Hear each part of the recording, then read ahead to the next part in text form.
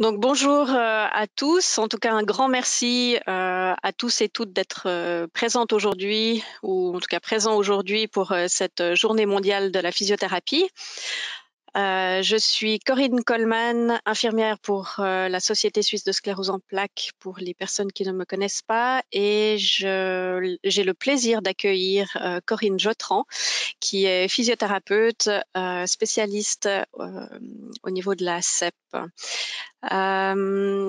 Pour cette journée, on a voulu proposer une infoline un peu plus interactive avec un début de webinaire. Et lorsque j'en ai parlé à Corinne Jotran, elle a tout de suite adhéré au projet, donc je lui en remercie d'avance. Et puis je parle d'infoline parce que après on va être également présent jusqu'à 20h30 pour pouvoir répondre à vos questions. Si c'est des questions auxquelles on n'a pas pu répondre ou que vous avez besoin simplement qu'on répète certaines choses qui ont été dites lors du webinaire. Donc on sera disponible jusqu'à 20h30 et de toute façon je vous redonnerai les détails et le numéro de téléphone à la fin de la présentation. Je vais également vous présenter le mode d'emploi, les règles des webinaires et ensuite je laisserai la parole à Corinne. Donc il n'y a aucun enregistrement qui peut être fait du webinaire et puis les orateurs présentent leur propre expertise personnelle. Ils vous entendent pas et puis vous pouvez poser les questions via le chat. Donc c'est le bouton à droite, en haut à droite. Et là, vous pourrez écrire votre question et à ce moment-là, on pourra. Moi, je reviendrai à l'écran et puis je reposerai la question directement à Corinne Jotran. Donc là, maintenant, je vais laisser la parole à Corinne. Merci. Merci.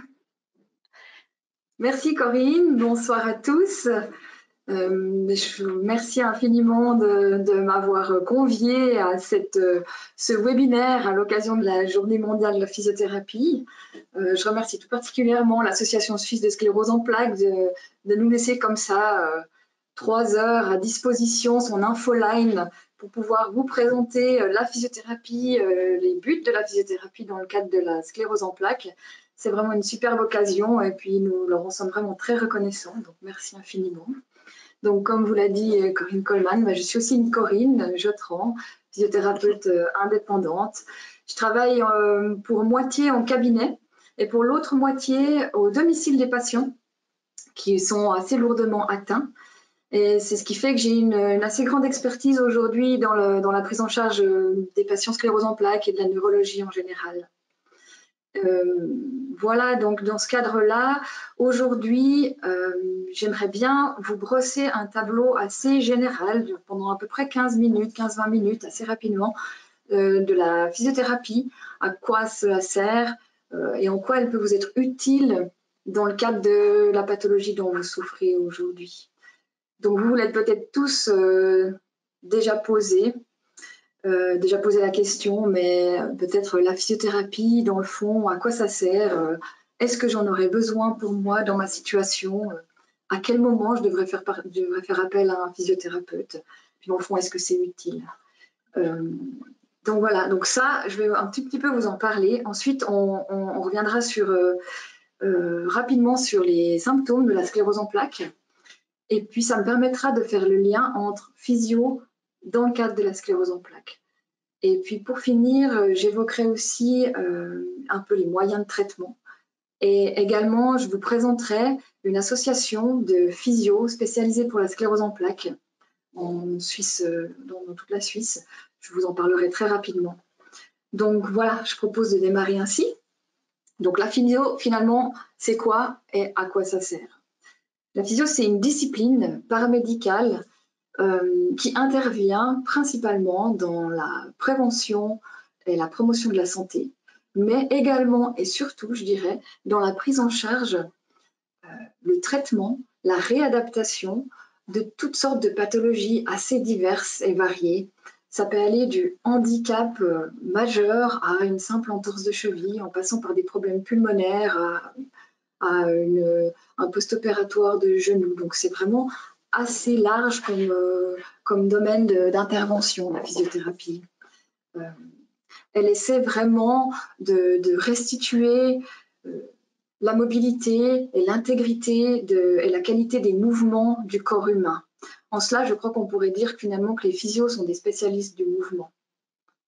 En passant, je précise que la physiothérapie intervient sur prescription médicale. Et si vous voulez que votre assurance maladie vous rembourse, il sera nécessaire que vous ayez une prescription médicale pour pouvoir être remboursé. J'ai évoqué les handicaps divers, les maladies et les pathologies où nous intervenons. En fait, les domaines d'action de la physiothérapie sont vraiment très vastes. Et pour ce faire, on les catégorise en 5 grands domaines qui permettent de recouper un peu tous ces domaines. Je vous les évoque juste rapidement pour que vous ayez comme ça une espèce de sensibilité à ces termes. On parle de domaine de musculo-squelettique. Et ça regroupe surtout ce qui est lié aux muscles, aux articulations, aux problèmes articulaires en tout genre. On parle également du domaine neurologique ou neurologique ou neuromotricité. Et bien sûr, là-dedans, on retrouvera les maladies telles que la sclérose en plaques. On parle de domaine de cardio-respiratoire. Et là, c'est tout ce qui va toucher aux problèmes cardiaques, voire pulmonaires aussi. Là-dedans, on retrouvera aussi tout ce qui est problème vasculaire. Il y a encore 3 autres grands groupes, et là, vous avez certainement entendu parler. Donc, c'est les domaines de la pédiatrie, les domaines de la gériatrie, maintenant de plus en plus. Et puis, il y a un 6e dernier grand domaine qu'on cite de physio général, le domaine général. Ça regroupe un peu tout le reste, mais entre autres, tout ce qui est problèmes psychosomatiques et psychiatriques. Car en effet, il y a des physiothérapeutes qui sont spécialisés dans la psychiatrie. Donc voilà, ces 5-6 grands domaines recoupent toutes les variations qu'on pourrait retrouver dans la physiothérapie, donc c'est vraiment très vaste. Pour ma part, je travaille énormément justement dans le domaine de la neurologie et puis aussi dans le domaine donc, de tout ce qui est pathologie chronique. Et ça peut être aussi des maladies rhumatismales que là, on classerait plus du coup dans le musculo-squelettique. Les grands objectifs ou les grands buts de la physiothérapie, finalement, il y en a 2 très grands, mais qui sont également les buts qu'on va retrouver dans les prises en charge interdisciplinaires de la sclérose en plaques par les ergothérapeutes, les logos, les médecins. Vraiment, les grands buts principaux, c'est récupérer une autonomie maximum au quotidien et puis pouvoir améliorer la qualité de la vie. Autonomie et qualité de vie. Ça, c'est des grands buts. Mais pour arriver au maximum de ces 2 principaux buts, le physio va avoir d'autres sous-objectifs et ça va dépendre de chaque personne. Mais ça va être par exemple de récupérer des fonctions corporelles et physiques.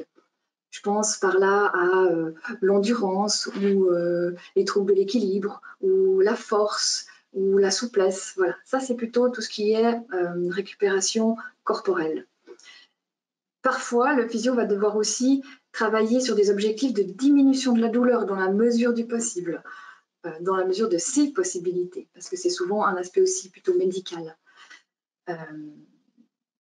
Les objectifs également de la physiothérapie, ça va être l'adaptation et la réadaptation. Donc l'adaptation des moyens aux ressources de chaque personne. Et par moyens, j'entends non seulement des moyens auxiliaires, ça peut être des cannes, des attelles, la chaise roulante, bref, tous ces moyens qui vont permettre d'atteindre à l'objectif d'autonomie maximum et de qualité de vie. Mais les moyens, ça peut aussi être les moyens, les méthodes. Donc le physio va régulièrement adapter ses méthodes, ses moyens aux ressources de la personne, c'est-à-dire à ce qu'elle est capable, ce qu'elle est compétente de faire au jour d'aujourd'hui. Il va proposer des choses qui sont mesurées et idéalement adaptées à chacun.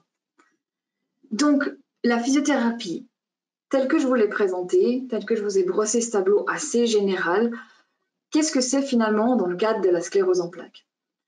Il faut savoir que pendant longtemps, moins aujourd'hui, mais tout de même, on l'observe quand même encore, la physiothérapie était prescrite dans le cadre de la CEP lorsque les symptômes étaient déjà assez présents ou apparents, voire même gênants. lorsqu'une personne commence à se plaindre d'avoir des troubles de l'équilibre, lorsqu'elle dit qu'elle a des difficultés de la marche, lorsqu'elle dit ben moi je commence à chuter, ou j'ai des difficultés à lever les bras, je lâche des objets. À ce moment-là, souvent le médecin se dit ah tiens, ce serait peut-être une bonne idée de donner de la physiothérapie. Idéalement, on recommande de commencer la physiothérapie beaucoup plus tôt. Parce que le physio, par son évaluation, par ses tests, va pouvoir mettre en avant, va pouvoir objectiver des problèmes qui seraient déjà présents et qu'on n'observerait pas. Le corps humain, c'est une machine très douée pour compenser et s'économiser. Par conséquent, on peut avoir une petite faiblesse musculaire et puis être totalement compétent pour la masquer au quotidien et marcher tout à fait normalement. Le physio, lui, va essayer d'aller dénicher ces problèmes, ces difficultés qui sont vraiment moindres au début, mais qui risquent de le devenir par la suite, mais qui déjà vont développer des compensations, des attitudes vicieuses, des mauvaises postures ou des affaiblissements par conséquent. Et donc ça vaut la peine, même si le diagnostic est très frais, d'aller consulter un physio, de faire le point, de faire un bilan. Il va peut-être déjà pouvoir vous donner quelques exercices, quelques idées, vous expliquer aussi sur ce qui se passe dans votre corps, mettre en place une pratique que vous pouvez faire chez vous pour essayer d'éviter les compensations trop importantes. Il n'y a pas forcément besoin à ces stades débutants d'avoir une physiothérapie constante, d'être suivi toutes les semaines, pas du tout.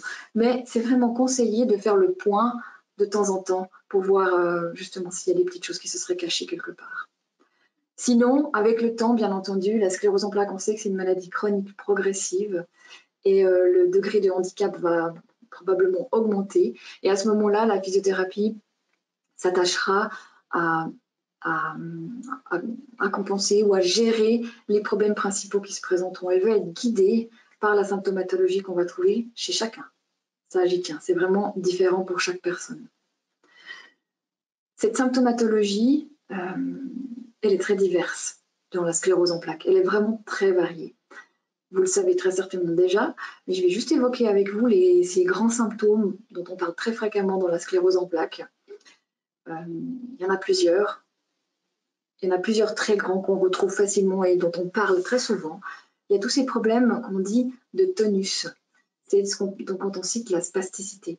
Une augmentation de la contraction musculaire, une augmentation du tonus musculaire, c'est la spasticité. Ça se traduit par des crispations musculaires, les spasmes, les clonus, toutes ces choses-là. Ça, c'est la spasticité. Si vous avez des questions là-dessus, on peut toujours revenir après.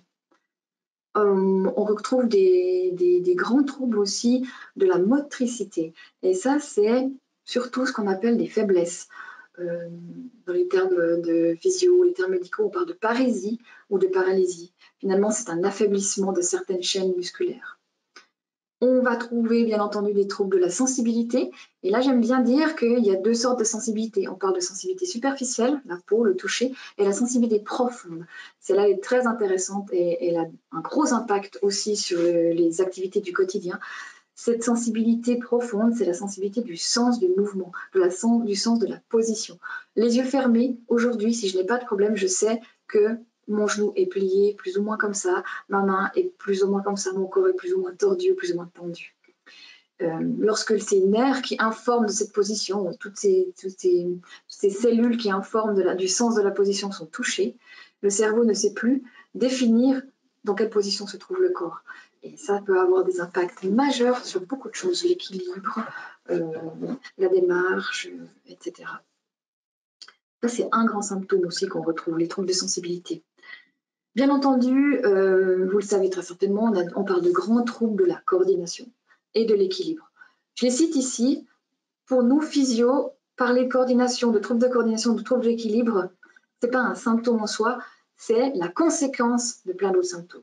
Mais c'est vrai qu'on peut les citer quand même comme des problèmes principaux qu'on va retrouver dans la sclérose en plaques. Équilibre, coordination, sensibilité, spasticité, faiblesse ou parésie. Il y a encore un symptôme que j'aimerais bien évoquer avec vous juste ce soir. C'est un symptôme propre à la sclérose en plaques, c'est la fatigue et la fatigabilité. Elle est souvent mal comprise et mal comprise par l'entourage. Elle a un impact énorme sur le degré du handicap. Tous ces symptômes Il y en a d'autres, je ne les cite pas tous ici, mais en gros, tous ces symptômes vont avoir des conséquences sur le quotidien. Ils vont créer des difficultés de marche, de mobilité, de déplacement. Ils vont probablement créer des douleurs aussi. Ils vont entraîner une perte d'autonomie et une perte de capacité fonctionnelle. Ces symptômes, selon leur degré d'atteinte, vont définir finalement le degré du handicap. Voilà. Ça, c'est pour la symptomatologie CEP. Comme je vous l'ai dit, ils sont vraiment variés, ces symptômes, très divers. Mais ils sont non seulement variés dans leur style, mais ils sont variés chez chaque personne. Une personne souffrant de sclérose en plaques ne ressemblera absolument pas à son voisin souffrant aussi de sclérose en plaques. On ne peut pas comparer. Il y a des grandes choses qu'on retrouve, bien entendu, mais c'est très, très varié, très, très divers d'une personne à l'autre, et également varié dans le temps. Et c'est important, et là j'en viens un peu aux méthodes et aux moyens de traitement de la physiothérapie, c'est important que régulièrement le physiothérapeute évalue et réévalue les problèmes de la personne qu'il a en face de lui. Donc en fait, quand vous êtes face à un physiothérapeute, il va d'abord faire une évaluation, ça représente le diagnostic, une anamnèse et puis des tests cliniques. Et par ces tests, on va pouvoir définir, déterminer quels sont les problèmes principaux du jour ou du moment ou de la période de vie de la personne qui est en face. Une fois qu'on a déterminé ces problèmes principaux, là j'en viens à un point aussi très important de la physiothérapie, on va formuler conjointement des objectifs de traitement. Avant même, ces objectifs ensuite vont nous permettre de proposer des mesures thérapeutiques. Mais pourquoi j'insiste sur conjointement? C'est parce que vous êtes finalement les experts de votre santé ou de votre problème de santé. Vous seuls savez, dans le fond, assez bien ce qui vous convient ou ce qui ne vous convient pas. Donc, de fait, le physiothérapeute va, d'après les problèmes qu'il aura définis, vous proposer des mesures thérapeutiques, mais elles ne vous conviendront peut-être pas. Donc, ça va être constamment un échange et une discussion pour dire, mais écoutez, c'est bien gentil, votre exercice, il est sympathique, mais je n'arrive pas à le pratiquer, ou je ne le comprends pas, ou il ne me convient pas, ou il m'ennuie profondément. Et ça, c'est intéressant dans le travail avec le physiothérapeute, parce que ce n'est pas juste une proposition unilatérale, c'est toujours un échange. Et finalement, le thérapeute ou le physiothérapeute, c'est plus un accompagnant tout au cours dans le cours de la maladie. Il va vous accompagner, il va essayer de vous guider, et il va vous proposer des exercices, des choses à faire selon ce qu'il observera et selon vos ressources. Il va aussi probablement, et j'espère, vous proposer un programme à domicile parce que tout ce qui est de l'ordre de l'actif, des exercices et de la prise en charge active est très important dans le cadre de la sclérose en plaques, bien plus que tout ce qui peut être passif. Donc un programme à domicile, c'est un peu ce qu'aime faire le physiothérapeute. Et ce programme à domicile, c'est pareil, il va essayer de vous le proposer et de le faire évoluer dans le temps et de l'adapter selon vos compétences, vos améliorations ou vos péjorations. Ce programme à domicile, par exemple, il y a des personnes qui n'aiment pas faire un programme à domicile et qui vont me dire « Moi, je ne vais pas faire vos exercices à la maison, ça m'ennuie profondément. » En revanche, cette personne-là, par exemple, c'est une fan du fitness. Elle va 2 fois par semaine au fitness. Le physiothérapeute, c'est aussi son rôle peut-être d'accompagner son patient, la personne, dans une séance de fitness et d'observer quelles machines elle pratique et comment elle les pratique. Parce que, par exemple, prenons la leg press, c'est un appareil où on met les pieds, on est assis et on doit pousser la presse vers l'arrière, vers au loin et la faire revenir. Et on pourrait observer des attitudes vicieuses dans ce mouvement-là, qui seraient engendrées par de la spasticité ou de la faiblesse. C'est ce qu'on voit assez fréquemment. Et là, ça va être essentiel qu'un œil, disons, avisé, corrige l'attitude du genou ou corrige l'attitude du corps, parce que si vous le faites à répétition, vous allez installer des défauts, des attitudes vicieuses et vous allez entretenir des faiblesses musculaires ou des enraidissements et d'autres problèmes. Donc voilà, peut-être que ce serait intéressant que le physio, dans ce cadre-là, vous accompagne à une séance de fitness. Et non pas qu'il vous dise, écoutez, arrêtez votre fitness, faites vos exercices à domicile. Au contraire, on va plutôt encourager la personne à continuer à faire ce qu'elle aime faire. Dans ce cadre-là, le physio, il va aussi vous proposer des choses existantes. Il va peut-être faire le point avec vous sur ce qu'il existe comme autre activité physique et qui serait adéquate pour vous.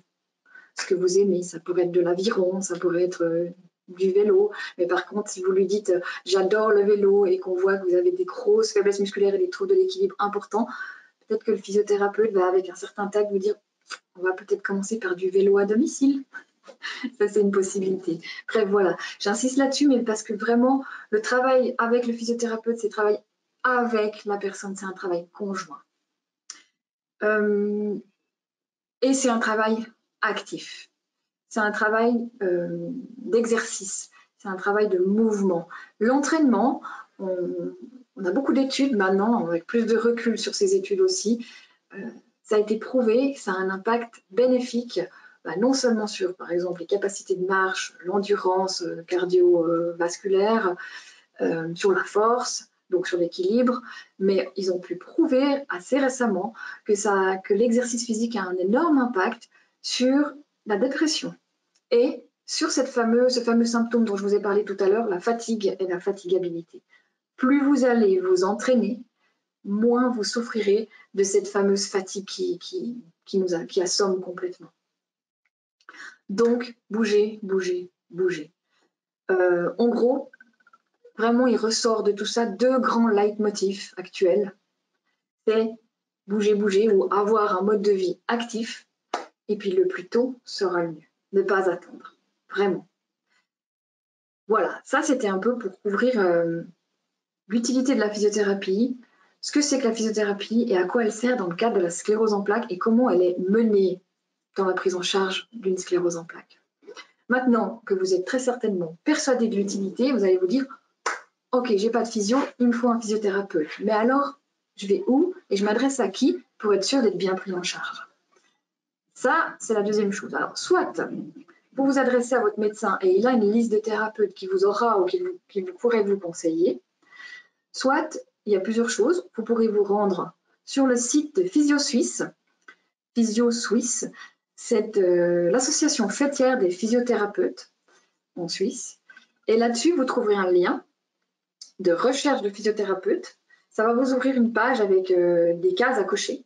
Et vous pourrez cocher le lieu de résidence, le canton. Et puis, vous allez pouvoir cocher une neurologie dans le domaine de travail, le domaine d'application du physiothérapeute. Une fois que vous aurez coché ça, vous allez obtenir une liste de thérapeutes qui travaillent dans votre région avec la neurologie. On ne parle pas de spécifiquement la sclérose en plaques, mais au moins la neurologie. Je pense que ce serait important pour vous que ce soit au moins un physiothérapeute ayant une bonne pratique de la neurologie, parce qu'il aura une meilleure expertise ou une meilleure expérience dans ce domaine-là et des problèmes qu'on rencontre dans la neurologie et dans la sclérose en plaques aussi. À minima, ce serait ça. Ensuite, vous pourriez aller rechercher des noms de physiothérapeutes spécialisés pour la sclérose en plaques. Je l'ai vaguement évoqué au début, alors je vais prendre juste quelques minutes pour vous en parler. Il existe une association qui s'appelle le PSEP. Ça, c'est pour la Suisse romande. En Suisse allemande, c'est le FPMS. Et en Suisse italienne, c'est le GSFSM. Ce PSEP, finalement, c'est un regroupement de physiothérapeutes qui se sont spécialisés et formés pour la prise en charge de la sclérose en plaques. Actuellement, elle compte à peu près 120 membres dans toute la Suisse, dont une vingtaine en Suisse romande. Cette association elle a été créée en 2002 et puis elle a été créée vraiment dans ce but-là, c'est-à-dire dans le but d'améliorer la qualification des physios pour la sclérose en plaques. Et donc, elle a développé toute une formation spécifique à la CEP. Actuellement, cette formation, c'est un CAS, c'est une formation certifiée, c'est un CAS de neurophysiologie, non, pardon, comment ça s'appelle? CAS de neurophysiothérapie spécialiste CEP, pardon. Elle a lieu à l'université de Bâle. C'est une formation assez complète qui aborde beaucoup de sujets de la sclérose en plaques et spécifiquement le travail de la rééducation, de la réadaptation dans le cadre de la CEP. Cette association, elle propose aussi chaque année un certain nombre de cours et de formations. Alors, c'est en allemand et en français, mais il y en a plus en suisse allemande, bien entendu, parce qu'ils sont plus nombreux. C'est les formations continues dans le cadre de la sclérose en plaques. Et là, ça peut toucher à divers sujets. On pourrait parler de l'ataxie, de la spasticité. On va pouvoir aborder peut-être les problèmes périnéaux ou les problèmes respiratoires, de déglutition, etc. Chaque année, il y a diverses propositions pour pouvoir continuer à se former. Cette association, elle initie aussi actuellement des projets scientifiques, toujours dans le cadre de la sclérose en plaques. Et puis, elle a créé, il y a, je crois, 2 ans, une série d'exercices de physiothérapie à faire à domicile, très simples, avec des moyens qu'on peut retrouver à la maison, une chaise, une balle, une bouteille. Il y en a une quinzaine, ils sont assez intéressants tout de même à pratiquer. Et si ça vous intéresse, vous pouvez les retrouver sur le site de cette association, là, c'est le site du PSEP, sous vidéo. Vous allez trouver toutes les vidéos. Puis à droite de la vidéo, il y aura un lien pour avoir cette vidéo en PDF, ce qui va vous ouvrir une page à télécharger et à imprimer. Vous aurez des exercices à bâtir sous forme comme ça, de petites fiches, et ça va vous faire un petit livret avec les exercices que vous préférez à faire à la maison. Ou alors, vous pouvez les visionner sur la vidéo. On retrouve ces vidéos sur ce site-là, mais on les retrouve aussi sur les sites de l'Association suisse de sclérose en plaques. Là, c'est un lien un peu compliqué. Je vous le cite comme ça, mais je pense qu'on doit pouvoir vous l'indiquer ou vous envoyer le lien par mail pour ceux qui seraient intéressés. C'est sur l'Association suisse de sclérose en plaques, c'est sur Vivre avec la CEP, Conseil santé, exercice physio, par exemple. Je les ai également retrouvés sur YouTube, ces exercices. Alors, j'aime moins ce support-là parce qu'en fait, on retrouve plein de sortes d'exercices dans tout genre, pas spécialement ceux du PSEP. Et puis, ça va un peu dans tous les sens. Si vous voulez être sûr d'avoir les 15 réunis, c'est mieux d'aller sur PSEP ou Association suisse de sclérose en plaques. L'Association suisse de sclérose en plaques, c'est un partenaire très important de ce groupe spécialisé et c'est un grand soutien et financier et en temps, parce qu'elle nous met à disposition beaucoup de plateformes comme ce soir, par exemple. Elle est là pour participer au projet de recherche. Donc vraiment, c'est une très belle collaboration entre cette association, cette petite association suisse de physio et la grande association suisse de sclérose en plaques. Voilà, ça c'était ce que je voulais vous dire pour l'association, où trouver les physios. Je pense que j'ai fait le tour de ce que je voulais vous aborder comme sujet. J'espère ne pas avoir oublié quoi que ce soit. De toute façon, je suis à disposition pour répondre à vos questions, pour éventuellement vous montrer 2-3 exercices. Comme je ne vous ai pas en face de moi, c'est toujours difficile de vous proposer quelque chose de très spécifique. Je vais faire au mieux, mais sachez que pour certains exercices, je vous recommande vraiment de vous adresser à un physio spécialisé pour définir par rapport à vous-même. Hein. Individualiser, c'est vraiment le mot-clé. Merci. Merci en tout cas pour cette présentation. Donc, je me suis rebranchée et puis je vais vous partager l'écran. Et puis, c'est le moment vraiment de poser les questions qui vous viennent en tête, ou si vous avez des symptômes, il y a des exercices que vous aimeriez que Corinne Jotran vous montre en direct. Ça, il n'y a vraiment pas de souci. Donc, n'hésitez pas à nous poser des questions. Il y avait une première question, par contre, qui était de savoir si en France, c'était la même chose pour la CPAM par rapport à la physio. Je ne sais pas si, Corinne, ça te dit quelque chose, la CPAM? Non, ça ne me dit rien du tout comme ça, mais c'est peut-être que c'est l'abréviation qui ne m'évoque rien. Est-ce que la personne peut peut-être définir de quoi il s'agit? Est-ce que c'est une prise en charge spécifique? Est-ce que c'est quelque chose lié à la RESP, peut-être? Alors, la personne a quitté la réunion. CPAM. Voilà. Autrement, est-ce qu'en France, il y a le même genre d'association par rapport à la physiothérapie? Il en existe, en effet. Je m'en suis peu intéressée. Il en existe finalement dans chaque pays, parce que c'est quand même une pathologie assez représentée, assez courante, et les associations, elles sont assez fortes. Donc on les retrouve en Angleterre, au Canada. Ah, d'ailleurs, c'est très intéressant parce qu'au Canada, l'association canadienne, ils ont développé pas mal de livrets, par exemple sur la fatigue et la fatigabilité, qui sont bien faits, et des livrets aussi d'exercices. Donc l'association canadienne, je la connais presque plus que l'association française finalement. Puis comme c'est en français, c'est assez intéressant. Mais en effet, chaque pays a beaucoup développé les associations de CEP. Donc ça, si je peux répondre à la question, en gros, oui, ça représente à peu près la même chose, sauf qu'ils sont plus nombreux, beaucoup plus nombreux. J'essaye de voir s'il y a d'autres questions. Pour l'instant, pas. Est-ce qu'il y a éventuellement des exercices qui pour toi, te parlent plus par rapport à la physiothérapie et puis la sclérose en plaques? Oui, j'ai des exercices fétiches, en fait.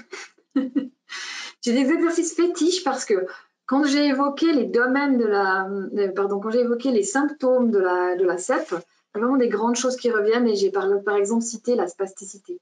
Cette fameuse augmentation du tonus, on la retrouve quand même à peu près toujours sur les mêmes schémas musculaires. Et un des schémas principaux, un des muscles principaux qui est touché, c'est quand même tout ce qui est triceps, donc c'est-à-dire le mollet. Donc le mollet, c'est vraiment le muscle qui va faire avec le pied, qui va faire la pointe du pied, qui va faire la jolie pointe du pied de la danseuse. Sauf que dans le cadre d'une spasticité, c'est pas tellement agréable d'avoir cette augmentation du tonus. Et ça va causer des troubles assez importants de la marche. Plus cette spasticité est importante, à chaque fois qu'on va poser le pied, plus le triceps, le mollet va être stimulé et va repartir dans un schéma vicieux et empêcher réellement la marche. Donc c'est vraiment d'une importance capitale de ne pas laisser cette fameuse spasticité, ce fameux tonus s'installer à long terme, entre autres dans le mollet. Donc, j'aime bien donner en tout cas 2 exercices à faire au quotidien, pas longtemps. Moi, je préconise toujours de faire des exercices, pas forcément longtemps, mais assez fréquemment. Et donc, du coup, pour les faire fréquemment, il faut qu'ils soient courts, fonctionnels et qu'on puisse faire un peu partout. Donc, pour le mollet, je me déplace. Il faudrait que vous puissiez me voir. Oui, je vais utiliser la chaise ici pour que vous puissiez voir mes pieds. C'est vraiment important, c'est vraiment capital de voir mes pieds. Le mollet, c'est donc la partie ici, et le mouvement qui va être embêté, c'est-à-dire que le triceps, il va faire ça, il fait pointer le pied, il fait ça. Son antagoniste, c'est le muscle qui relève le pied. La spasticité, elle s'installe sur ce mollet, et elle pousse tout le temps le pied comme ça. Donc, on ne veut absolument pas le laisser tout le temps être actif. C'est le cerveau, en fait, qui, par ses lésions, crée des décharges dans l'information du nerf qui va dans le mollet et qui lui dit tends-toi, contracte-toi, contracte-toi. C'est très résumé, mais en gros, c'est un peu ça. Et donc, le pied pointe. On ne veut pas le laisser faire. Donc, ce que je propose aux gens, c'est lorsqu'ils sont assis, de s'asseoir un peu en avant sur la chaise, de placer les genoux à largeur de hanche, de placer les pieds alignés sous les genoux, si c'est possible. Parce que parfois, la spasticité est déjà tellement importante qu'elle a causé des rétractions et qu'on se retrouve déjà avec les talons surélevés comme ça. J'espère que vous me voyez. Donc, c'est pas grave. Si c'est pas possible, vous mettez les pieds un tout petit peu plus en avant, mais idéalement, placez-les sous les genoux. Ensuite, vous allez reculer un pied un petit peu vers l'arrière ou le glisser en arrière et vous allez sentir que naturellement, le talon va se soulever. Si ce n'était pas le cas ici, lorsque vous allez le reculer, ici c'est pour moi c'est à ce niveau-là, mon talon est naturellement relevé. Ce n'est pas moi qui me pousse. C'est comme ça, c'est la tension là. À partir de là, je travaille sur ma jambe droite. Ma jambe gauche ne bouge pas. Je travaille sur ma jambe droite. Et en fait, imaginez que votre talon est aimanté dans le sol. Donc, je vais être aspiré. Mon talon va être aspiré dans le sol. Je pousse finalement dans mon talon pour l'écraser au sol. C'est comme un aimant. Je tiens 2-3 secondes. 1, 2, 3. Puis je relâche. J'insiste sur relâcher. Quand je relâche, ce que je vois souvent, c'est des gens qui font ça. Ça, c'est pas relâcher, ça, c'est pousser. Donc, on ne pousse pas contre le pied, on enfonce le talon, aspiré comme un aimant, et quand je relâche, je décontracte tout et mon talon reprend sa position de départ. Et je fais ça, par exemple, 5 fois. J'enfonce mon talon, 1, 2, 3, je relâche.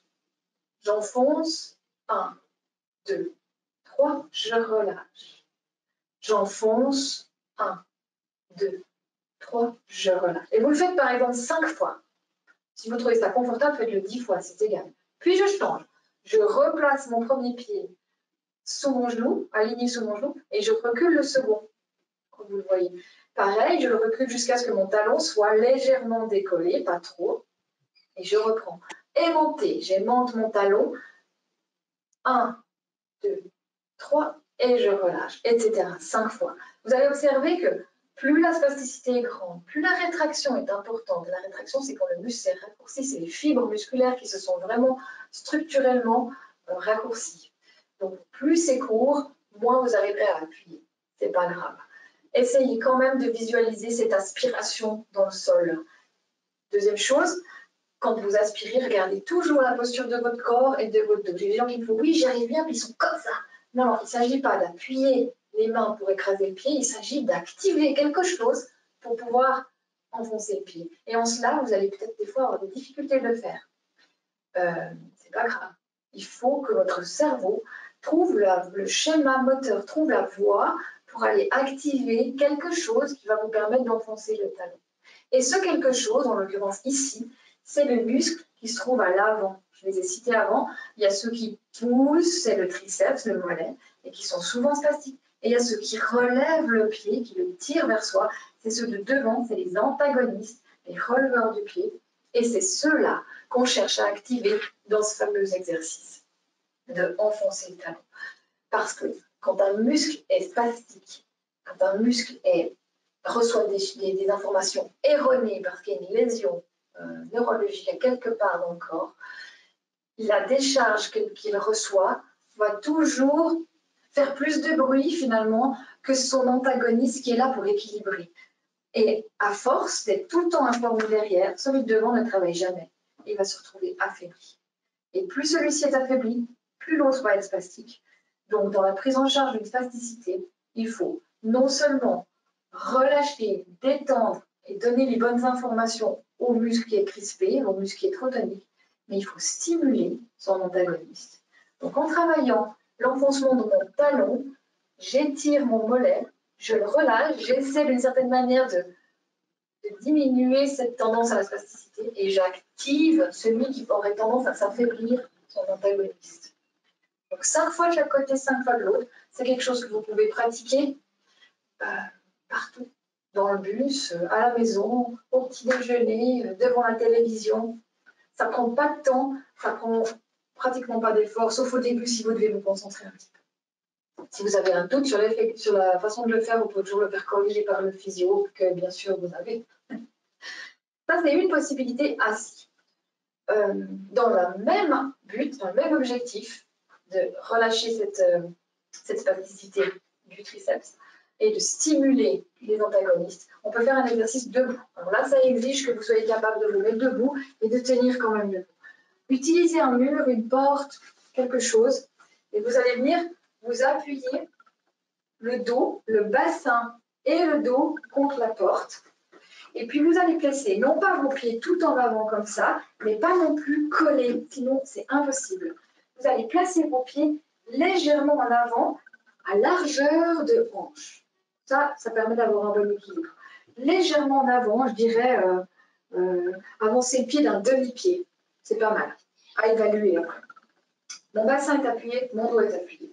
Et là, l'idée, c'est je suis bien redressée, tenir son ventre, et l'objectif, c'est de décoller mon bassin et mes épaules en même temps pour venir m'aligner. Je vais venir me redresser ou je vais venir m'aligner, me mettre à la verticale en un seul bloc. Hop, et je m'arrête ici.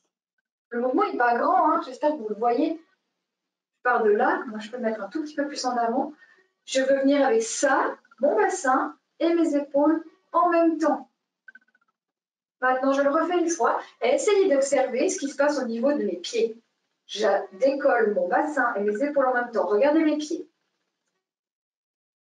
Vous avez vu? Il se passe que pour pouvoir amener mon corps, j'ai dû activer ma fameuse chaîne de flexion, l'avant de mon pied qui est l'antagoniste de mon mollet. Mais pas seulement, là ça va beaucoup plus loin. J'active toute la chaîne antérieure de ma musculature qui va donc diminuer toute la chaîne postérieure qui est l'extension et qui pourrait être spastique. En faisant ça, je stimule les abdominaux, les fléchisseurs de hanches, les releveurs du pied, un peu les muscles du cou. Maintenant, ce que je vois parfois, parce que si le muscle qui relève est faible, on va se retrouver à faire des choses comme ça. Ça, c'est faux. Là, j'ai utilisé le pousser de mon bassin par mes épaules pour pouvoir ensuite faire de l'élan. Ça ne sert à rien. Ce que je vois aussi, c'est ça. Hop, facile. En utilisant le poids de mon corps en avant, j'ai pu me décoller. Mais de nouveau, je n'ai pas du tout activé ma musculature. Donc vraiment, vous devez garder le corps comme une planche. Et cette planche, on essaie hop, hop, de la faire venir en avant. Pour ceux qui auraient un équilibre un peu précaire, vous pouvez adapter pour vous sécuriser. Vous mettez une chaise devant vous. Comme ça, vous aurez moins peur de chuter. Vous faites l'exercice, je décolle. Comme ça, si vous partez en avant, on pourrait très bien se rattraper. Ça, c'est un moyen de faire. Ça, vous n'aurez pas peur. Je viens comme ça. Voilà, ça, c'était vraiment le deuxième exercice, toujours dans ce but d'harmoniser le tonus de mon triceps. Ça, c'est les deux exercices que j'affectionne particulièrement. Je reviens juste à l'écran pour voir si par hasard, il n'y aurait pas d'autres questions qui seraient arrivées. Et sinon... Il n'y a pas d'autres questions qui sont arrivées. Ok. Je m'excuse du focus va-et-vient parce que il y a ce focus qui vient, donc c'est pas toujours très agréable, je pense, pour ceux qui regardent. Mais en tout cas, on a bien pu voir les exercices, donc ça c'est bien. Est-ce qu'on a des gens en ligne toujours quand pas même de questions? Oui, on a des gens en ligne. On est en tout cas 12 en ligne, il y a 12 participants, donc il n'y a pas de mauvaises questions. Il y a vraiment, faut vraiment pas hésiter à poser des questions. S'il y a par exemple un symptôme qui vous vient en tête, que vous aimeriez avoir d'autres explications ou des exercices, n'hésitez pas. Autrement, je pense que tu peux continuer avec un autre exercice. Ouais, je continue avec plaisir. Un autre symptôme que j'ai évoqué, c'est la faiblesse. J'ai parlé des parésies. La sclérose en plaques, elle va justement créer cette sclérose, cette destruction par plaques de certains nerfs à différents endroits du cerveau ou de la moelle. Et puis, elle va avoir un impact sur tout ce qui est motricité, sur les nerfs moteurs. Et les nerfs moteurs, c'est les nerfs qui innervent les muscles. Et donc, vraiment, les symptômes qu'on retrouve très fréquemment, c'est quand même l'affaiblissement de certains muscles. On parle ici, quand c'est vraiment un nerf qui est touché par la CEP, on parle d'une faiblesse primaire en fait. Elle n'est pas secondaire à une spasticité. Quand elle est secondaire, la spasticité, c'est ce que je vous ai évoqué avant, c'est comme il y a un muscle qui est spastique, qui travaille trop, qui reçoit trop d'infos, son antagoniste, finalement, à cause du bruit, j'ai parlé de bruit, c'est pour résumer, à cause du bruit, il ne s'active pas. Et lui, il va s'affaiblir. Ça, c'est une faiblesse parce qu'il n'est pas eu par sous-utilisation, c'est une faiblesse secondaire. Mais la sclérose en plaques, elle touche de manière primaire certains muscles. Ça, c'est pas très facile à renforcer. Mais malgré tout, ça vaut la peine d'essayer de travailler sur ce renforcement de toutes ces faiblesses qu'on pourrait voir apparaître, qu'elles soient secondaires ou primaires. Et donc, il y a un exercice assez global. Je pense que même sans vous connaître, vous risquez pas grand-chose à le faire. Ça va pas vous compenser quoi que ce soit d'autre. Et c'est un exercice qu'on peut faire assis. Donc, je me redéplace. Désolée pour le focus, j'essaie de pas trop bouger du coup. Entre autres, ces exercices que je vous montre là, vous les retrouvez sur les exercices qui ont été créés par cette association PSEP. Ils sont en vidéo et ils sont sur papier. Je m'assieds sur une chaise. Je me tiens assez en avant. Vous pouvez éventuellement faire cet exercice aussi si vous êtes en chaise roulante. Soit vous enlevez les cale-pieds et vous avez suffisamment de force dans le tronc. Je vais mettre un tout petit peu de profil. Voilà. Vous avez suffisamment de force dans le tronc pour vous équilibrer. Soit vous gardez les mains en appui pour vous maintenir. Soit vous gardez les pieds sur les cale-pieds. C'est moins idéal, mais c'est adaptable. Cet exercice-là, mon but, c'est de renforcer les fléchisseurs de hanches. Alors, je pourrais vous dire, allez-y, soulevez la jambe, faites ça. Je préfère vous dire, enfoncez vos pieds dans le sol, écrasez les pieds dans le sol de manière uniforme, pas seulement sur la pointe, pas seulement sur le talon. Vous allez enfoncer toute la plante du pied dans le sol, sous le genou. Je rappelle que les pieds sont à largeur de hanche et les pieds alignés sous le genou. Toujours, il n'y a pas de pied ici, on n'a pas de genou à l'intérieur comme ça. Hein.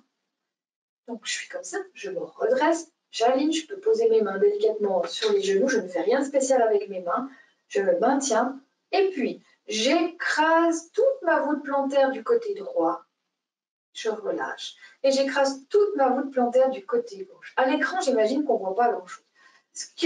Si vous avez vos mains sur vos cuisses, vous allez sentir s'activer certaines musculatures. Vous allez sentir le muscle ici, quadriceps, se contracter. Ça, c'est le muscle de l'extension, c'est le muscle qui enfonce. C'est le muscle qu'on utilise pour se tenir debout, pour pousser, pour marcher. Mais de l'autre côté, si vous êtes en train de faire l'exercice en même temps que moi, essayez de vous concentrer sur ce que vous ressentez. Lorsque j'enfonce mon pied à droite, est-ce que vous ressentez quelque chose à gauche? Lorsque j'enfonce mon pied à gauche, est-ce que vous ressentez quelque chose à droite, dans la région de la hanche? Lorsque j'enfonce un côté, le côté opposé peut se fléchir. Ça active la flexion de la hanche de l'autre côté. Donc vous pouvez enfoncer et remarquer que la jambe opposée serait capable éventuellement de se décoller. Pourquoi je le dis comme ça? C'est parce que si vous avez beaucoup de faiblesse musculaire, vous ne pourrez pas soulever la jambe.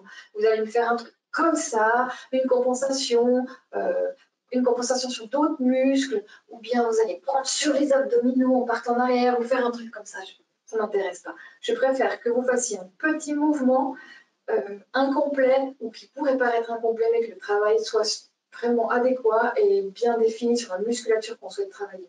Et ici, on souhaite renforcer aussi les fléchisseurs de hanche. Donc, en donnant l'ordre d'écraser toute ma voûte plantaire, tout mon pied à gauche, je stimule mon fléchisseur à droite et peut-être que je peux me dire, ah tiens, ouais, je peux décoller mon pied. Ah ben voilà, je l'ai soulevé, il effleure le sol et je repose. S'il effleure, c'est bien. S'il décolle de quelques centimètres, c'est bien. Si par hasard il peut décoller plus haut, je vais plus haut. Mais par contre, si vous avez suffisamment de force pour le faire décoller plus haut, ne cherchez pas à aller trop loin. Vous avez vu ce que j'ai fait? Quand je commence à enfoncer un pied et que je vais très haut, j'arrondis mon dos et je pars en arrière. Ça n'a plus rien à voir. Arrêtez-vous là et enchaînez. Et cet exercice, vous allez le faire 10 fois ou 20 fois. Ça dépend de votre niveau. Comment savoir, moi qui ne vous vois pas, comment savoir à quel moment je m'arrête? À 5 fois, à 10 fois, à 20 fois? Un bon moyen, c'est d'essayer. Vous enfoncez, hop, je décolle. Moi, je le fais juste. Elle a dit quoi? Je dois me tenir droite, je ne dois pas arrondir mon dos, je ne dois pas avoir de compensation du genou. Je continue. 2, 3, 4. Ouh, ça devient lourd. Oh, 5. Ah, mon corps commence à partir en arrière. Ouh, j'ai tordu mes épaules. Stop. Vous êtes déjà à votre niveau aujourd'hui et en ce moment même, parce que dans 2 heures, vous pourriez être meilleur.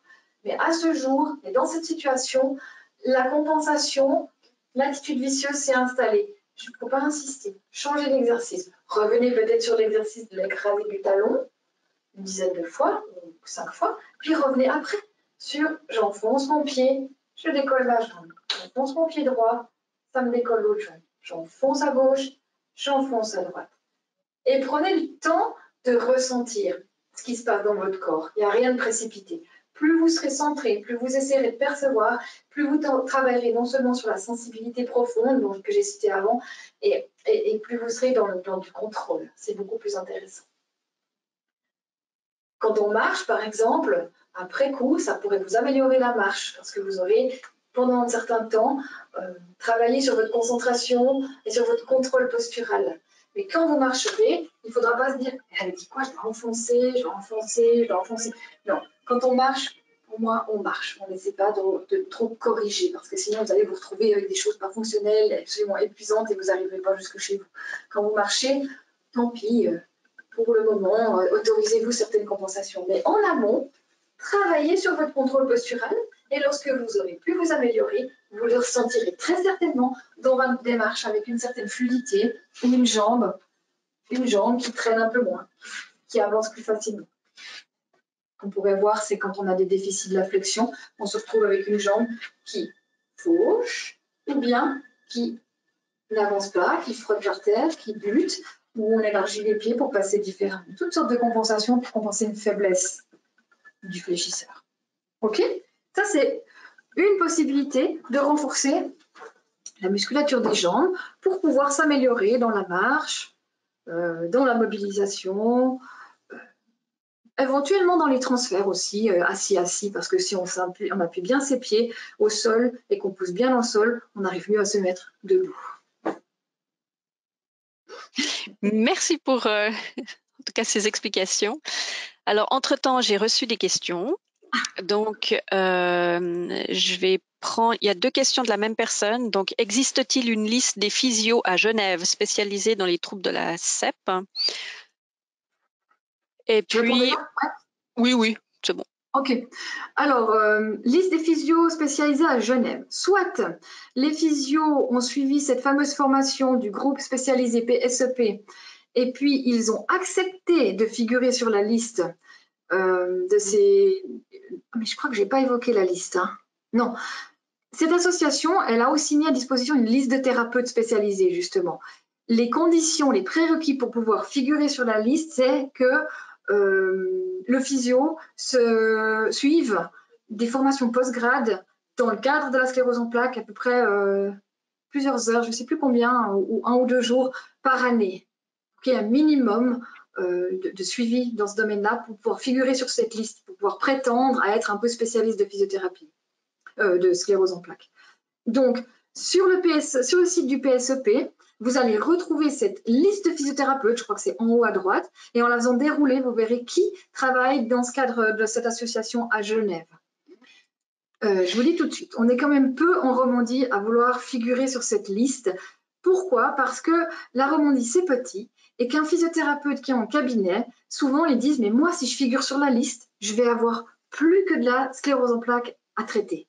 Et donc, parfois, les physiothérapeutes refusent de figurer sur la liste. Ce n'est pas pour autant qu'il n'existe aucun thérapeute qui soit spécialisé pour la sclérose en plaques.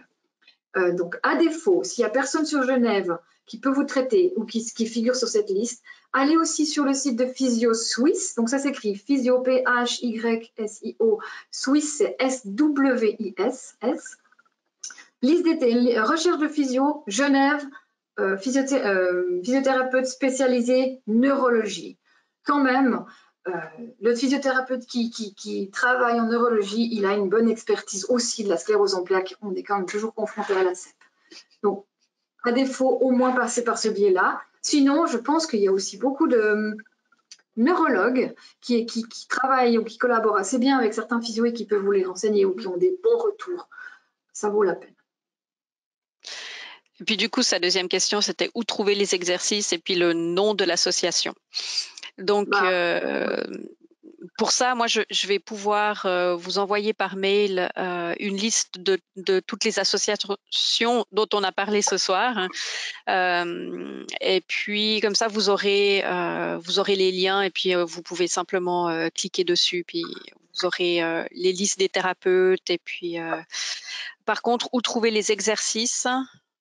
Alors, je vous montre, moi j'ai juste fait une copie parce que je ne savais pas si on pouvait mettre les liens. Regardez, pour que vous ayez une idée comme ça visuelle de à quoi ressemble le logo du PSEP par exemple. Voilà, ça ressemble à ça. Ça c'est la Romandie, ça c'est Suisse allemande et italienne, Suisse italienne. Sur Google, quand je tape PSEP ou FPMS, je tombe sur le site et là, vous allez sous vidéo et vous les trouverez. C'est 15 exercices. Sur l'association suisse de sclérose en plaques, Corinne, je vous laisserai remettre le lien, mais on le trouve aussi. Le cheminement pour y arriver est un peu plus compliqué, mais en gros, c'est dans la physiothérapie, exercices de physio, on les retrouve. Oui. Je ne sais pas si cette question concerne ces exercices-là, mais il en existe plein d'autres. Et si on va sur Internet, on en trouve plein. Par contre, je ne suis pas garante de l'utilité ou de l'adéquation de ces exercices-là. Parce que sur Internet, on trouve à boire et à manger. Essayez-les. Ça ne veut pas dire qu'on ne doit pas les prendre. Essayez-les. Mais écoutez-vous toujours. C'est-à-dire si vous les faites et que vous avez une douleur ou que vous avez l'impression que vous vous tordez, stop. Demandez un avis à un professionnel ou à quelqu'un qui s'y connaît. Ça vaut la peine. Parce qu'il existe plein de choses. Puis finalement, il n'y a jamais de recette toute faite en physiothérapie pour la sclérose en plaques. Qui dit bonjour, voilà, avec ça, vous allez aller mieux. C'est vraiment très individuel. Vous venez aujourd'hui avec vos compétences et vos ressources qui ne sont pas celles de demain, probablement. Et à partir de là, on va dire, OK, j'ai l'impression que vous avez une faiblesse musculaire quand vous marchez. Mais c'est une faiblesse ou bien c'est de la spasticité? ou bien c'est une rétraction. Il va falloir vraiment que le thérapeute, et c'est ça l'expertise du thérapeute finalement et l'accompagnement, cherche quel est le point pour pouvoir vous définir l'adéquation de l'exercice. Et du coup, j'ai une autre question. Donc, une personne qui nous demande si les ordonnances médicales, bien que cette prestation soit comprise dans la LAMAL, une caisse maladie a-t-elle le droit, après X renouvellement, de refuser une prise en charge ou peut-on renouveler à l'infini? Conseilleriez-vous plutôt une ordonnance annuelle? Ah ouais, c'est une grosse question. C'est une grosse question à laquelle on est confronté tous les jours. Alors, en gros, la LAMAL définit qu'une personne a droit à 36 séances de physiothérapie par année, c'est-à-dire 4 fois 9, c'est toujours des séries de 9, ne me demandez pas pourquoi, 4 fois 9. Normalement, jusqu'à 4 fois 9, 36, l'assurance ne pose pas de problème, elle rembourse. Elle est en droit d'exiger un rapport médical de l'intérêt de la physiothérapie à partir de 36 séances. C'est dans son droit. Je peux reconnaître que c'est intéressant. Et souvent, si vous souffrez de sclérose en plaques, donc une maladie chronique progressive, le médecin il va vous écrire un rapport médical qui va justifier le besoin de thérapie plus longue ou à long terme ou de longue durée. Il m'est arrivé d'avoir des prescriptions qui me disent physiothérapie pour l'année 2020 ou pour l'année 2019. Parfois, ça passe. À certaines caisses, ça passe pas forcément. Je suis pas sûre que ce soit légal ou officiel qu'on ait le droit de marquer pour l'année. Mais ça se discute avec l'assurance, bien souvent. Et le médecin, s'il écrit à l'assurance, celle-ci, elle va évaluer le cas, elle va dire oui, en effet, cette personne, elle a telle difficulté, tel problème. La physiothérapie, c'est un moyen quand même peu coûteux et assez naturel de traiter. On va lui accorder une séance toutes les semaines jusqu'en 2021 et à partir de là, on va demander à nouveau un rapport médical ou physiothérapeutique pour voir s'il y a une efficacité dans le traitement. C'est là tout l'enjeu en fait. Ça, c'était pour l'ordonnance. Je crois que j'ai répondu à la question. Et si je la recommande annuellement, ben oui, bien sûr. Le physiothérapeute préfère avoir une ordonnance annuelle parce que ça lui évite d'avoir toutes les 9 séances à demander à la personne de ramener une ordonnance. Il est couvert. Mais ça ne marche pas souvent, en toute honnêteté. Et puis donc, de la même personne, j'ai le diagnostic de SEB depuis quelques mois seulement, malgré une bonne physiothérapie ciblée, mes troubles de l'équilibre, pas extrêmes il est vrai, ne se sont que peu améliorés. Que dit votre expérience dans ce domaine? Ouais. Ah là là, mon expérience dans ce domaine, elle dit que c'est tout l'enjeu dans la sclérose en plaques, c'est que c'est une maladie qui est progressive et que parfois on ne voit pas forcément les améliorations, mais qu'on permet de ne pas se péjorer. C'est assez difficile à mesurer. Dans le cas de votre diagnostic qui est quand même assez récent et avec des symptômes très légers, l'enjeu il est difficile parce qu'il va falloir aller chercher très précisément qu'est-ce qui cause ce trouble de l'équilibre. L'équilibre, c'est vraiment très complexe. Ça peut être des affaiblissements musculaires, ça peut être des troubles de la coordination qui sont liés à l'oreille interne. Le vestibule, c'est des nerfs qui vont directement au cerveau, donc ça peut aussi être touché. Et quand l'oreille interne est déséquilibrée, on a des troubles de l'équilibre. Ça peut aussi être des troubles de la sensibilité profonde. Quand on ne sait pas réellement dans quel sens, dans quelle position se trouvent nos articulations des hanches ou des genoux ou du corps, qu'on ne peut pas ajuster, c'est quelque chose qui se fait automatique, qui se fait automatiquement, on n'en a même pas conscience. Mais aujourd'hui, si je suis assise, là je suis assise sur un ballon, si je ferme les yeux, je ne tombe pas. Si je n'ai pas le sens de la position, je vais partir comme ça. Ça, c'est vraiment un trouble de la sensibilité profonde qui va avoir un impact sur l'équilibre. Là où je veux en venir, c'est que votre trouble de l'équilibre, il est peut-être léger, mais on ne sait pas à cause de quoi. Plus c'est léger, plus c'est difficile de savoir à cause de quoi on a des petits troubles de l'équilibre. Plus vous arriverez, ou plus le physiothérapeute arrivera à mettre le doigt sur votre problème, plus il va pouvoir vous proposer peut-être des exercices ciblés qui vous amélioreront. Alors, soit il n'a pas réussi à le trouver, moi-même parfois c'est aussi pardon, c'est moi qui bouge et je fais les mises au point. Et parfois, même moi, je n'arrive pas forcément à vraiment mettre le doigt sur le problème qui cause le trouble de l'équilibre. C'est parfois plusieurs choses en même temps. Mais peut-être qu'en cherchant plus, on peut trouver vraiment, et si on arrive à cibler, vous pourriez vous améliorer. Gardez à l'esprit que tant que vous ne vous péjorez pas, ou peu, et que vous gardez une autonomie, c'est déjà vraiment important et gagné. Vraiment. Et il y a des périodes aussi où l'équilibre est plus précaire, où les symptômes sont plus marqués. Si vous, c'est votre symptôme, c'est l'équilibre. Il y a des périodes où les symptômes sont plus marqués, moins bons. Il faut aussi voir tout ce qu'il y a comme contexte de vie. Hein. Si votre diagnostic est récent, il se peut très probablement que vous êtes encore actif, que vous travaillez, que vous avez une vie de famille, qui a le stress du diagnostic. Bref, la charge mentale est souvent énorme. Elle a un impact sur tous les symptômes. La spasticité, elle peut être péjorée par un souci quelconque dans la vie dans le quotidien. Mais parfois, je suis confrontée à des patients qui me disent « Ouais, je ne sais pas pourquoi, mais depuis une semaine, j'ai ma spasticité qui est vraiment en augmentation. Je n'arrive pas à avancer la jambe, je suis tout raide dans le lit, j'ai des spasmes. » Je teste, je cherche, je dis « Mais c'est bizarre, qu'est-ce qu'il y a eu ?» Alors tout de suite, on se dit « Tiens, est-ce que j'ai une poussée ?» Mais non, apparemment pas. Et quand on commence à interroger la personne, elle va vous dire « Oui, mais mon fils, il a des soucis ces temps et je m'inquiète. » Voilà, ça peut être une chose qui va exacerber le symptôme principal de la personne. Il faut avoir à l'esprit tout ce contexte de vie.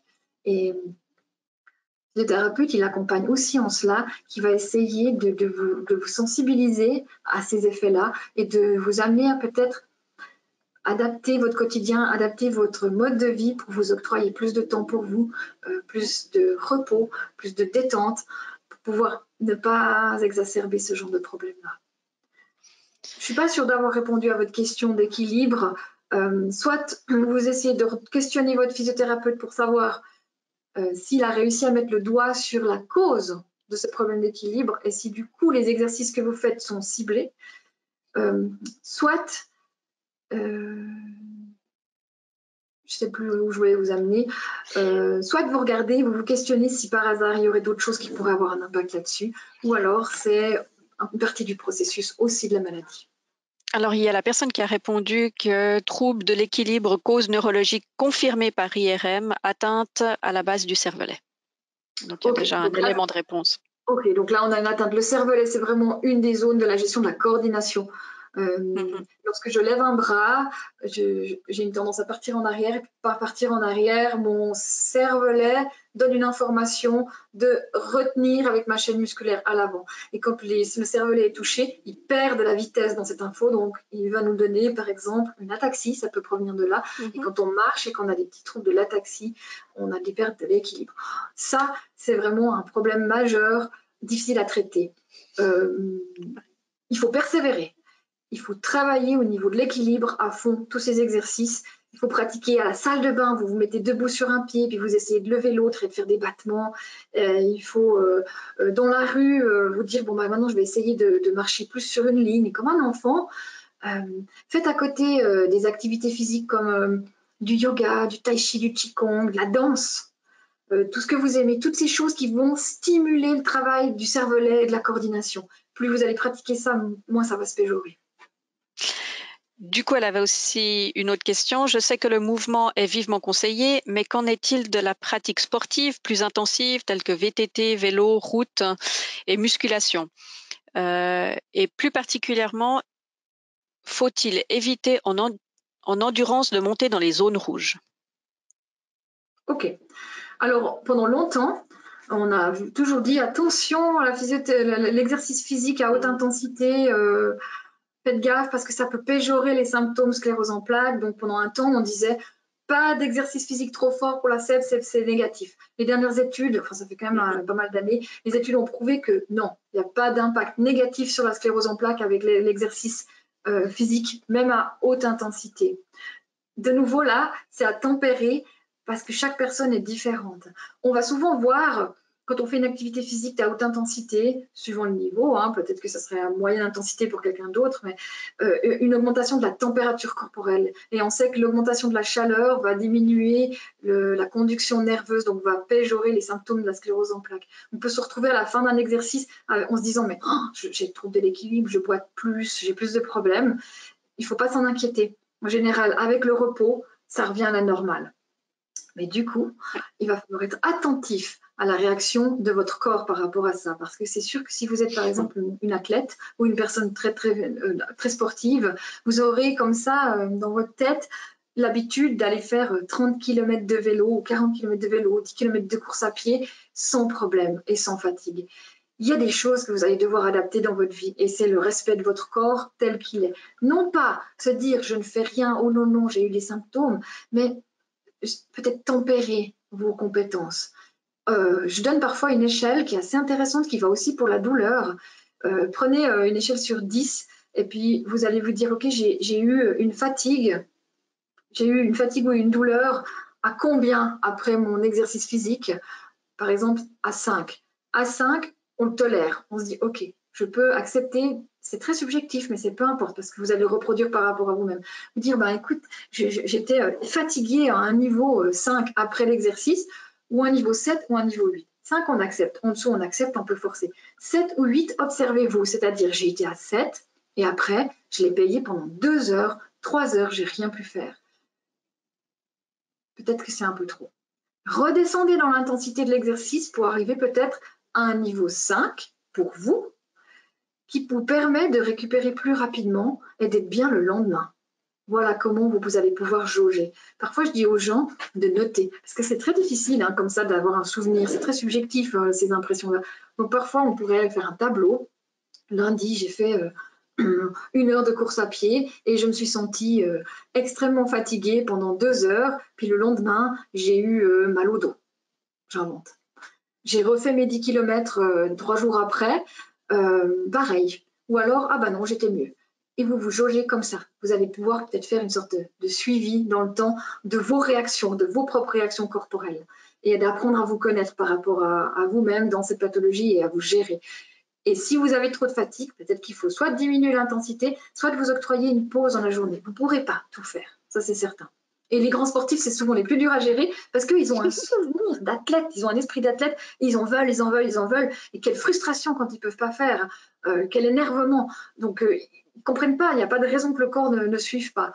Il va falloir l'écouter. Ce qui ne veut pas dire que plus tard dans le temps, il n'y aura pas des périodes où on pourra de nouveau faire beaucoup. Mais en tout cas, il n'y a pas de raison d'arrêter une activité physique. Au contraire, c'est votre activité, allez-y, foncez. Et regardez la réaction après.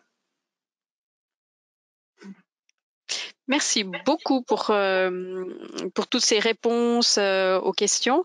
Il y a encore une question qui est de l'ordre de peut-on revoir le webinaire? Et puis, ça, c'est une chose qu'on va pouvoir répondre après. Par contre, ça fait déjà 1 heure qu'on est, qu'on est en ligne, donc c'est super. Et puis, je vais juste clore ce webinaire, mais toujours en vous disant que on reste à disposition pour répondre aux questions auxquelles vous n'avez pas eu de réponse ou que vous souhaitez plutôt poser ou avoir une discussion par téléphone. Alors ça, c'est une option aussi maintenant. Donc, je vous rappelle qu'on a l'infoline CEP donc au 0844 737 463 du lundi au vendredi, habituellement de 9h à 13h et exceptionnellement ce soir pour répondre surtout à la thématique de la physiothérapie. Je vous rappelle également qu'on a une cours et formation qui sera également donnée par Corinne Jotran à Sion le 31 octobre de 9h30 à 12h30 qui est sur la CEP et la physiothérapie. Et justement, le lien dont on parlait tout à l'heure de PCEP, donc le groupe spécialisé physiothérapie CEP. Et puis, comme chaque année, la société CEP organise une marche solidaire en faveur donc des personnes atteintes de CEP. Et cette année, malheureusement, avec le coronavirus, on a dû faire une nouvelle forme de cet événement. Et du coup, on l'appelle le September Walk. Et donc, pendant le mois de septembre, vous avez l'occasion d'effectuer les 4 kilomètres qu'on propose initialement chaque année avec le CEP en marche. Par contre, c'est une nouvelle forme dans le sens où vous pouvez faire un parcours de votre choix à la date qui vous parle le plus. Ça doit bien sûr rester entre le 1er puis le 30 septembre. Et puis pour ce faire, donc il vous suffit de vous inscrire auprès de la société CEP, de régler vos frais d'inscription qui est au minimum de 5 francs par personne pour accéder au dossard, ou en tout cas qu'on puisse vous envoyer le dossard. Et puis, il vous faut mettre un vêtement de couleur rouge sur lequel vous allez épingler ce dossard. Et puis après, vous marchez, puis vous prenez en photo et puis vous nous l'envoyez sur notre site. En tout cas, toutes ces explications sont aussi notées sur notre site Internet. Donc voilà, en tout cas, ça, c'est les grandes actualités des cours et formations et événements pour le mois d'octobre. Donc, n'hésitez pas à aller sur notre site pour voir tout ça. Je vous rappelle que je vais vous envoyer aussi un mail avec justement toute la liste des liens dont on vous a parlé ce soir. Voilà, donc nous, on reste à disposition avec Corinne Jotran jusqu'à 20h30 ce soir pour l'infoline. Merci beaucoup. Merci pour votre accueil et votre écoute et toutes vos questions. Merci infiniment. Merci. Au revoir.